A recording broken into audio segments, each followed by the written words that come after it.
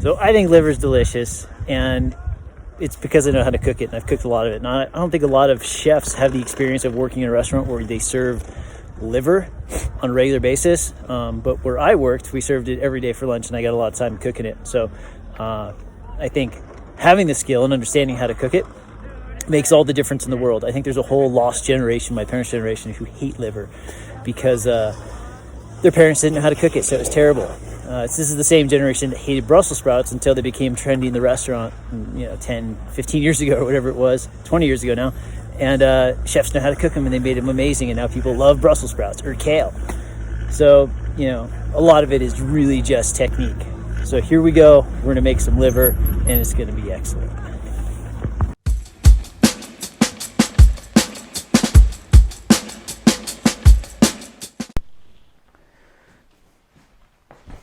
All right, so I just received my quarter of a cow. So I ordered a quarter of a cow, quarter meaning the whole animal is split among 4 families.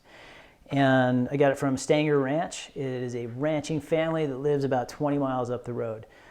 These guys take great care of their animals, and I know that the meat that I'm getting is coming from healthy, humanely raised, cared for, slaughtered animals. And when I filled out my cut sheet, so you get a cut sheet and you tell the butcher what cuts you want and how you want them cut. And that way I can actually get 1.5 inch thick ribeyes, or whatever the case may be. One of the bonuses I put in there is I wanted the liver.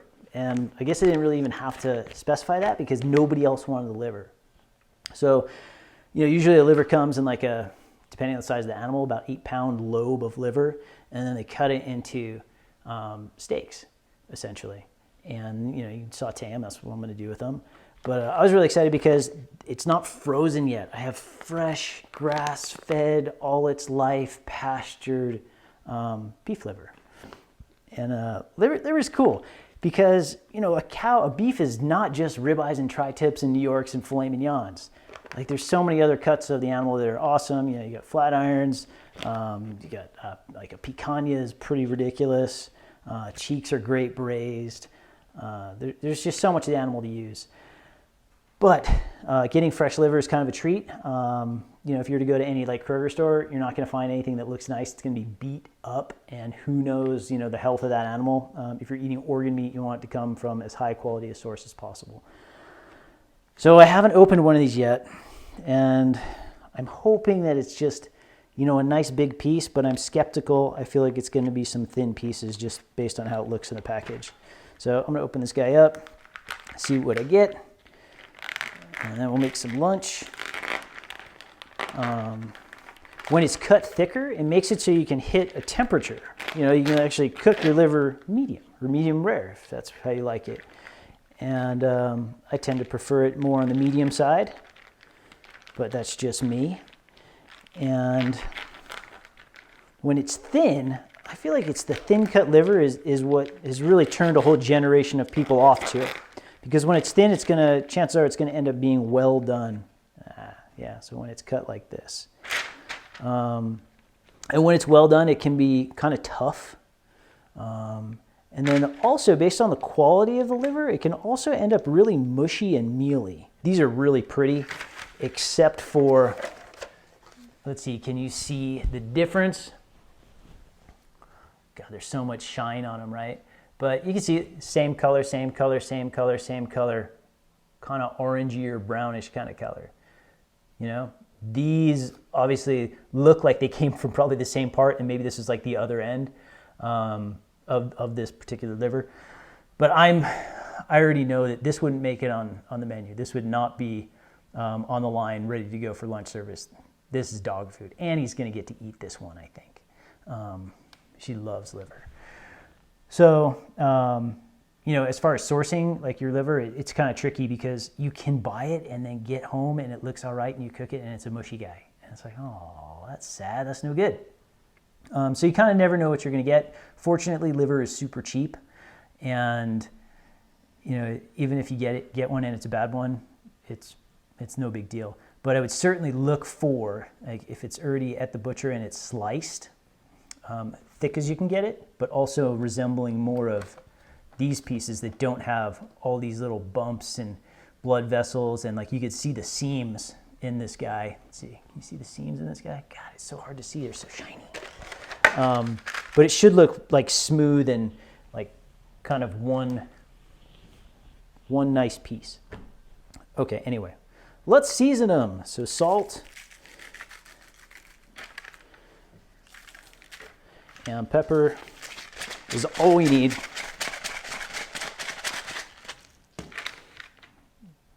Two sides, got to season both of them. And then we're going to flour these guys, and we'll go into some cast iron. And all right, so how hot does the pan need to be? We're going to make it do that haze thing. Let's see, is it better with the light on? Maybe.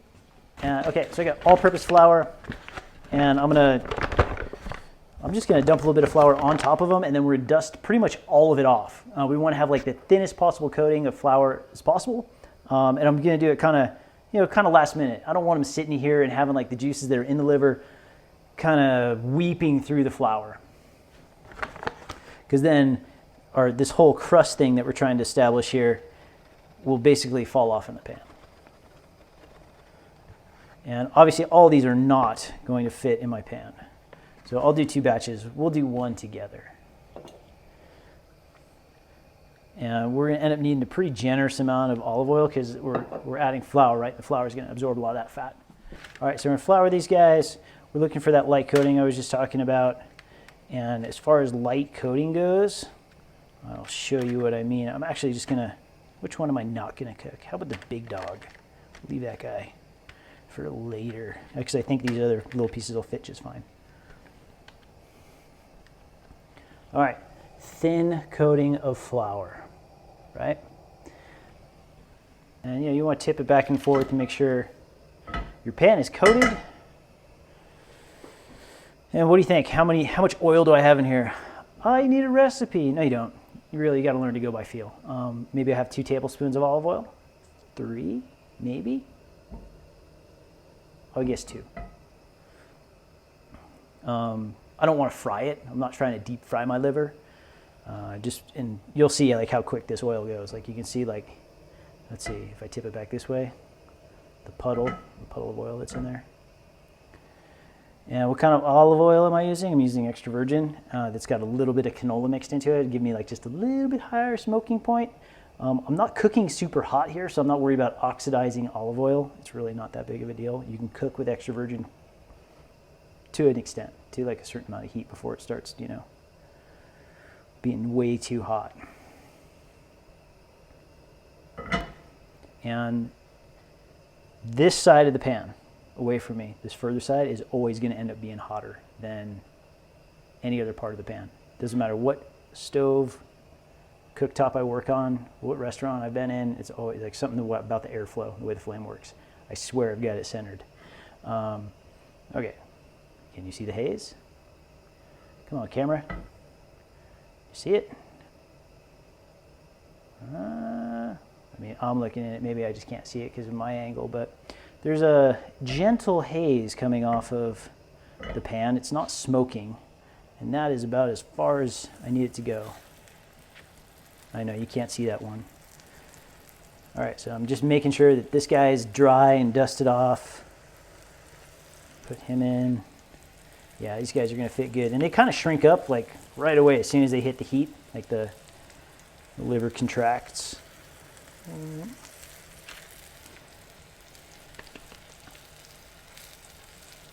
One more. All right, and then the big guy later, because I know it's not going to be good. It's going to be dog food.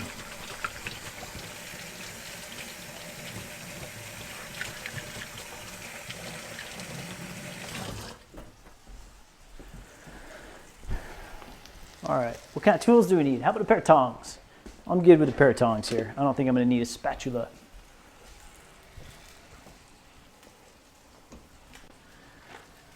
And, I started on high heat. I'm going to turn it down, let's be specific, to like a medium high. Like if your dial goes up from 1 to 6, I'm on number 4.5-ish. And so we're really looking to establish some color. And I'm going to do it at the cost of cooking it to medium, because it's like getting a minute steak, like a New York steak that's like super thin, like, you know, a half-inch thick New York steak. What's going to happen to that thing? You have two choices. You can try and cook it medium or medium rare, how you like it, you know, temperature-wise, but you're not going to get any color on it. Like, there's no chance. Like, maybe you'll get some hash marks. So, you know, same thing here. I don't want to sacrifice the color for the temperature. I would rather have liver with beautiful, crispy, golden brown on the outside and have it be just a little bit more medium well. Now, let's see, can you see how beautiful that is? Pretty quick, right? And, you know, I want not just the flour to be cooked, but I want it to be like cooked onto the liver also. And smash a clove of garlic. We need a little nub of butter. Can you tell I'm winging it? Kind of, you know, it's good to have everything ready and in its place, mise en place, right? But I've done this before.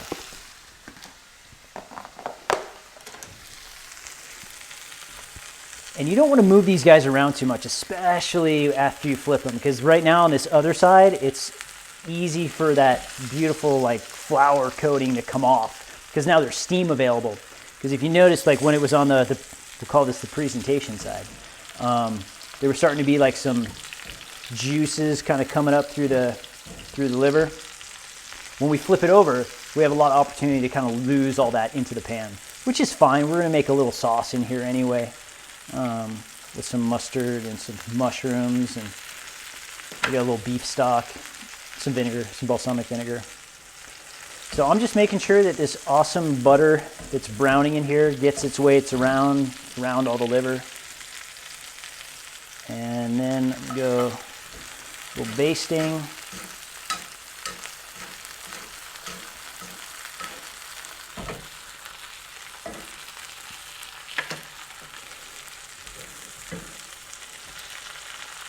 And I'm starting to see like a little bit of the juices, the blood coming up through this guy. I really want to get these out soon because I don't want them to be well done. I do want color though.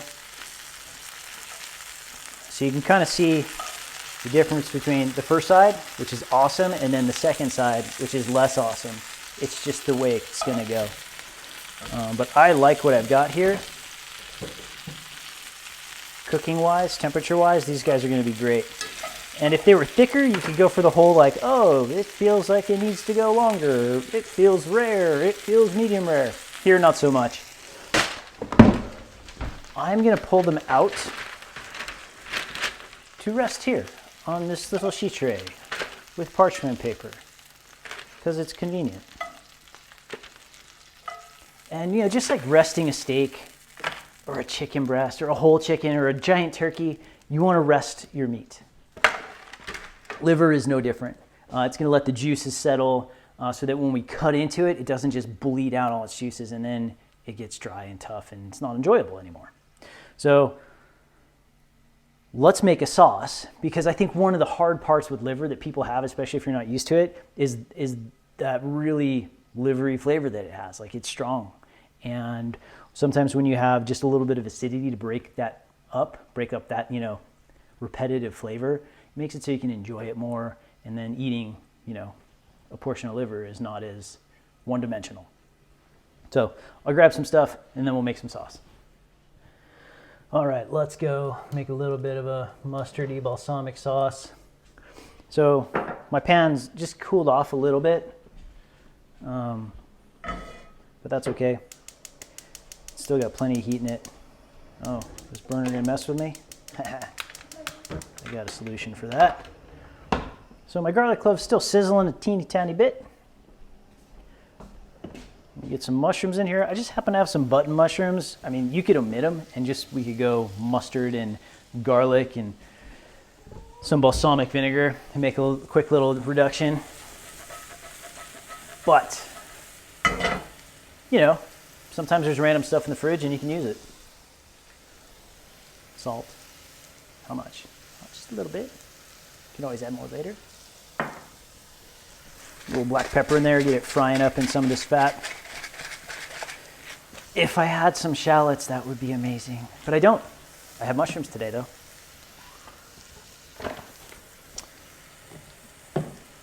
How about... All right, so I'm just going to cook these guys down, get them to release some of their juices, get a little bit of color on them. Just kind of cooking it over, medium-ish heat. A little grease splatter. You like my custom tie-dye towels? The kids made them. Adds a little color to the kitchen.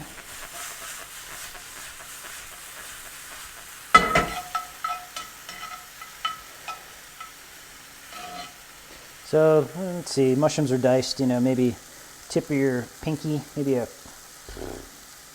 quarter inch dice or so. I've still got my garlic clove in here. Got all that flavor in that butter that had browned up. And this looks pretty good to me. So I'm going to turn the heat way down because when I add my mustard, it's going to sizzle and pop and it's going to evaporate a little bit. And I want some of that to happen, but not too much. So what do you say? I need a recipe. Okay, so how about like a tablespoon of mustard? So I turn my heat way down, and I'm going to cook the mustard just a little bit. Just a little bit of sizzling. And then we got some balsamic, regular old nothing fancy balsamic vinegar. How much? Maybe 2 or 3 tablespoons. And we're making a reduction, right? You see it reducing? Smells vinegary. And I'm actually going to kill the heat and just let it kind of evaporate out a little bit on its own. And then I'm going to add a little bit of butter. Butter out my sauce a little bit, just kind of smooth out the flavor. Give it a little bit more consistency to it, a little more of a creaminess. You could use cream at this point.